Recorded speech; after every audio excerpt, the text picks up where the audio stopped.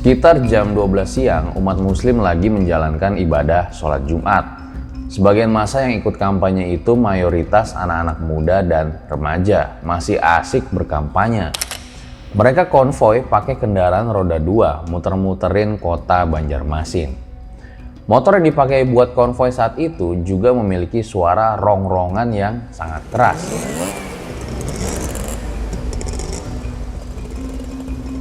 Disinilah kerusuhan bermula. Letupan-letupan kecil itu akhirnya menjadi besar.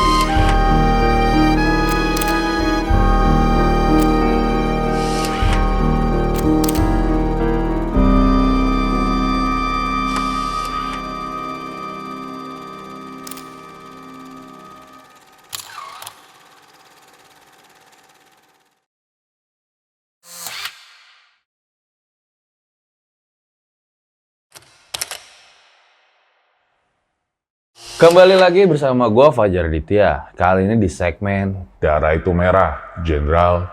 Dimana di segmen ini kita bakal ngebahas tragedi-tragedi, sejarah, dan juga the untold story yang pernah terjadi. Nah, di episode kali ini gue tuh pengen ngebahas tentang kerusuhan besar yang pernah terjadi di kota Banjarmasin. Dimana peristiwa ini tuh menewaskan ratusan orang dan juga banyak di antara mereka yang hilang entah kemana setelah peristiwa ini. Peristiwa ini dikenal dengan nama tragedi Jumat Membara atau tragedi Jumat Kelabu yang terjadi di tahun 97. Kelamnya tragedi Jumat Kelabu di Banjarmasin atau peristiwa 23 Mei 1997 sudah 20 tahun berlalu.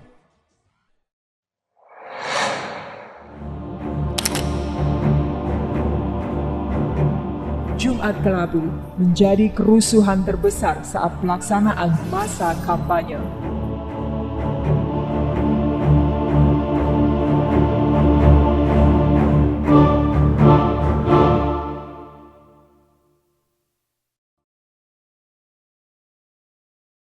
Emang ya, kalau rakyat itu udah marah, nggak ada yang bisa duga. Dan nggak ada yang nyangka-nyangka juga dari peristiwa ini, di mana kejadian itu berawal dari suara geber-geber motor doang. Hingga akhirnya kerusuhan ini menyebar dengan cepat dan menewaskan ratusan orang. Penasaran ceritanya kayak gimana? Langsung aja, berikut adalah ceritanya.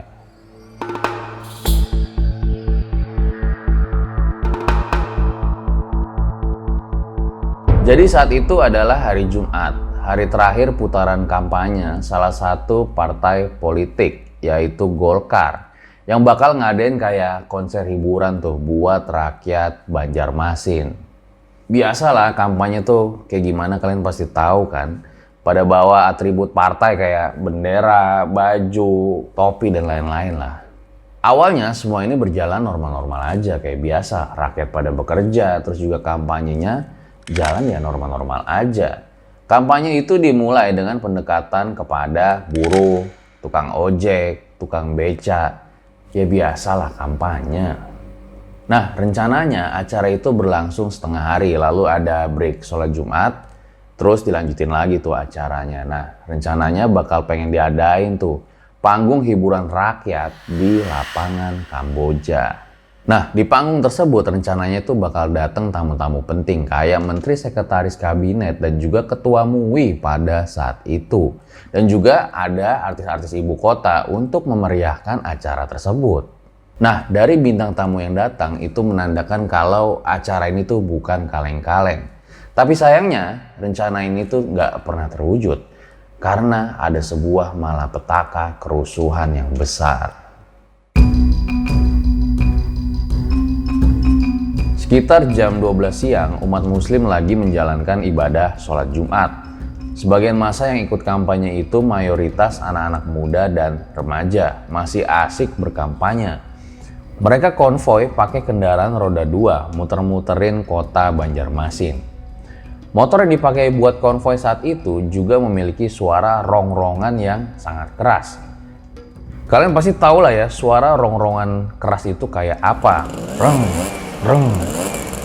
Ditambah lagi, banyak di antara sepeda motor itu yang knalpotnya dicopot sehingga menambah berisik lah saat itu. Sebenarnya ya nggak masalah juga iring-iringan seperti ini. Tapi kalau suara rongrongan itu lewat ke tempat orang yang lagi ibadah atau lagi berduka, pasti lain ceritanya. Sampai akhirnya rombongan motor itu melewati sebuah jalan yang di sampingnya itu ada sebuah masjid. Nah, masjid ini tuh bernama Masjid Nur yang terletak di basis Partai Persatuan Pembangunan atau P3. Nah, jadi saat jemaah itu masih sholat Jumat, rombongan motor itu lewat tuh dengan suara rongrongannya itu yang berisik.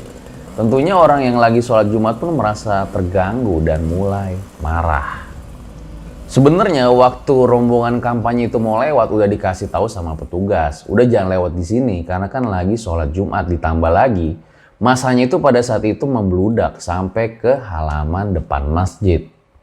Tapi ya masa kampanye itu tetap ngotot pengen lewat jalan situ dengan alasan katanya sholat Jumat itu kan sebentar lagi udah selesai. Ditambah lagi petugas yang ada pada saat itu kan nggak sebanyak dengan rombongan dari motor tersebut. Ya udahlah, akhirnya rombongan motor itu pun melintasi Masjid Nur yang membuat jamaah menjadi terganggu dan marah. Disinilah kerusuhan bermula. Letupan-letupan kecil itu akhirnya menjadi besar. Setelah sholat Jumat, informasi menyebar dengan sangat cepat. Massa yang tadinya terganggu ibadahnya mulai berdatangan tuh dari berbagai penjuru kota Banjarmasin. Lalu bergerak menuju kantor DPD Partai Golkar dan juga lapangan Kamboja, yang mana dua tempat itu emang jadi pusat pertemuan kampanye Partai Golkar di hari itu. Berkumpullah tuh dua massa besar di hari itu, hingga bentrokan pun tidak terhindarkan antara massa dengan satgas partai tersebut. Masyarakat yang jumlahnya tidak terhitung mengejar tuh pendukung Golkar yang akhirnya lari ke dalam kantor. Dan mulai tuh terjadi aksi saling lempar batu. Tapi ya karena kalah dalam jumlah, pendukung Golkar pun lari untuk menyelamatkan diri.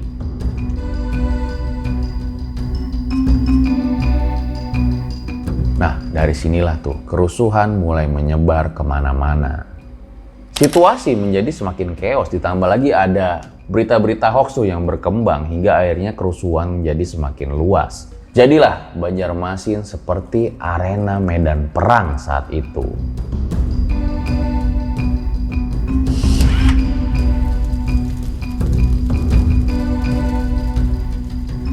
Siang harinya situasi bukan membaik, malah jadi makin panas. Nah, bahkan pada saat itu, sekelompok warga itu udah dipersenjatai oleh senjata tajam dan sempat tersiar kabar juga kalau Masjid Nur itu pengen dibakar.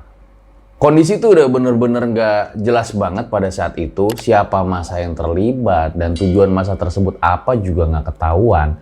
Tapi yang jelas massa itu mulai bergerak ke arah pusat kota. Nah, selama menuju pusat kota itulah mereka melakukan berbagai pengerusakan. Mulai dari mobil, bangunan, sampai fasilitas umum juga ikut dirusak. Tidak hanya dirusak, massa juga menjarah, membakar berbagai ruko dan mall Mitra Plaza. Di mana saat itu Mitra Plaza adalah kompleks pertokoan terbesar. Padamnya listrik saat itu juga membuat suasana kota Banjarmasin jadi semakin mencekam. Suasana kota Banjarmasin kala itu sangat kacau, seperti arena peperangan. Menjelang malam hari, kota tuh bener-bener gelap gulita, nggak ada lampu yang menyala sama sekali, ya karena listriknya mati. Nah, sampai sekarang nggak ketahuan tuh dari mana massa yang beringas itu berasal. Jadi di sini sebenarnya kayaknya itu udah tidak melibatkan dua pihak lagi. Pihak dari Masjid Nur dan juga pihak dari yang ikut kampanye. Melainkan udah meluas banget tuh pada saat itu hingga membuat kota ini tuh jadi tidak terkendali. Dan juga tujuannya juga menjadi tidak jelas pada saat itu. Tapi yang pasti pihak keamanan itu baru turun di malam hari. Nah, mereka menyisir tuh kampung-kampung untuk menangkap pelaku yang diduga terlibat kerusuhan dan penjarahan di Mitra Plaza. Nah, saking nggak bisa diprediksinya pada saat itu, massa juga ternyata menyerang pemukiman penduduk. Bahkan Gubernur Kalimantan Selatan pun pada saat itu bingung kenapa massa bisa jadi beringas dan brutal seperti itu. Entahlah, kalau menurut gua apakah karena ini akumulasi ya dari kekecewaan rakyat atau bisa juga ada yang menunggangi. Selain rumah pemukiman penduduk, ternyata rumah ibadah dan juga rumah-rumah orang Tionghoa ini jadi sasaran korban pembakaran dari peristiwa berdarah ini. Semuanya tuh kayak bener-bener nggak jelas banget ya pada saat itu, karena kan juga media massa kan dibatasi di zaman itu. Peristiwa Jumat Membara atau Jumat Kelabu ini menjadi salah satu yang terbesar dalam rezim Orde Baru. Tapi ya karena tertutupnya media pada saat itu masih belum diketahui tuh apa penyebab pastinya dari kejadian ini. Iya, karena balik lagi pemerintah pada saat itu kan benar-benar tertutup. Kalian juga pasti tahu kan di mana siaran-siaran pers pada saat itu sangat dibatasi.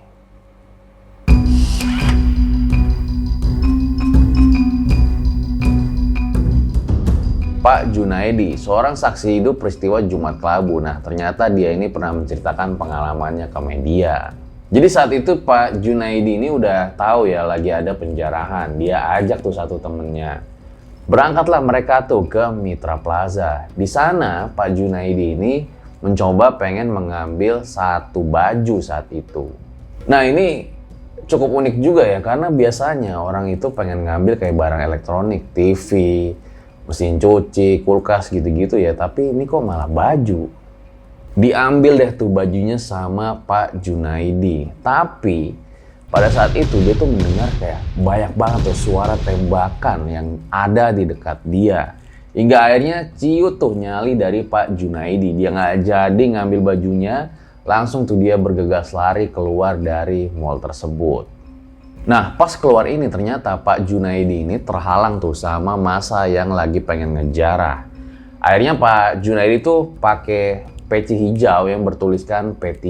Karena emang menurut Pak Junaidi, kalau dia nggak pakai itu, dia bisa jadi sasaran amukan massa atau paling nggak dia tuh nggak bisa keluar dari massa yang menjarah saat itu. Setelahnya Pak Junaidi ini juga mengatakan suasana chaos itu nggak terjadi cuma satu malam, bahkan listrik itu nggak nyala sampai beberapa hari ya akibat kebakaran terjadi di mana-mana. Karena situasi yang chaos membuat sejumlah warga itu jadi berjaga di kampungnya masing-masing saat malam secara bergantian. Mereka juga melengkapi diri mereka dengan senjata tajam untuk jaga-jaga. Bahkan ada di antara mereka yang tidak tidur saking takutnya. Selain itu ada juga nih cerita horor di balik peristiwa Jumat Kelabu ini. Katanya ada seorang perusuh tuh yang ketika dikejar tiba-tiba aja dia menghilang secara gaib. Seperti yang dialami oleh Takim ini. Jadi pada saat itu Takim itu ngeliat ada seseorang yang ngerusuh ya di kampungnya. Hingga akhirnya dikejar tuh sama dia. Nah tapi pas dikejar itu orang tersebut menghilang secara tiba-tiba. Hilangnya tuh bener-bener secara gaib kalau kata Takim. Secara gaib tuh kayak gimana ya? Dan di saat yang sama juga terdengar azan tuh pada saat itu. Takim juga mengaku kalau mengejar orang tersebut itu hanya menggunakan pakaian celana dalam saja, tanpa menggunakan sehelai benang pun.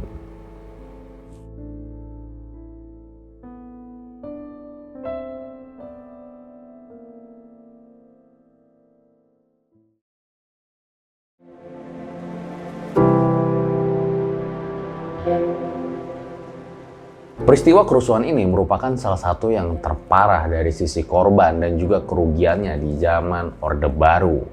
Tercatat ada 123 korban tewas, 18 orang luka-luka, dan 179 orang menghilang. Padahal mereka itu dari jumlah korban yang tewas, sebagian besar itu benar-benar nggak ada hubungannya tuh sama konflik. Jadi mereka itu tewas karena terjebak dalam kebakaran dari gedung-gedung yang dibakar oleh massa. Belum lagi ya, kalian mungkin bisa bayangin ya kerugian material yang dialami dari kerusuhan ini. Karena kan pusat pertokoan, kantor pemerintahan, rumah ibadah, rumah pribadi, terus juga panti jompo itu ikut dibakar, dirusak, dan dihancurkan oleh massa.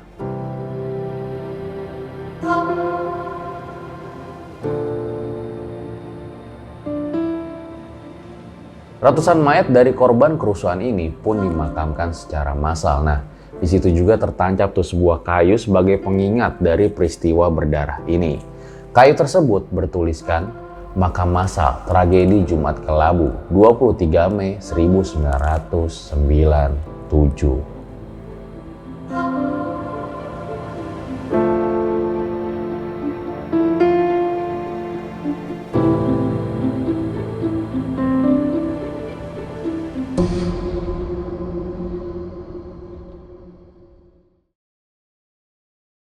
Itu dia guys, sebuah peristiwa berdarah dari tanah Kalimantan, tepatnya di kota Banjarmasin, di mana sebetulnya awal kejadian ini adalah dari suara rongrongan motor yang mengganggu kekusukan sebagian jemaah sholat Jumat pada saat itu.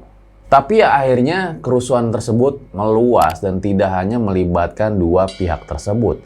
Ya nggak tahu juga apakah pada saat itu ada provokator atau enggak. Karena kan emang media di zaman itu belum seperti sekarang ya. Benar-benar masih tertutup, jadi kita masih belum tahu tuh apa yang terjadi pasti pada saat itu. Nah yang pasti adalah kerugian akibat kerusuhan ini, kayak kerugian material, dan juga kan ini memakan banyak korban jiwa. Bahkan banyak yang hilang juga tuh semenjak peristiwa tersebut, yang tentunya menimbulkan luka tuh bagi keluarga yang ditinggalkan. Semoga aja peristiwa ini nggak terulang kembali, di mana ada harmoni antara pemerintah dengan masyarakatnya, di mana sesuai dengan Pancasila kelima, keadilan sosial bagi seluruh rakyat Indonesia. Gue Fajar Aditya, Darah Hitam Merah Jenderal RJ5, undur diri. Ciao.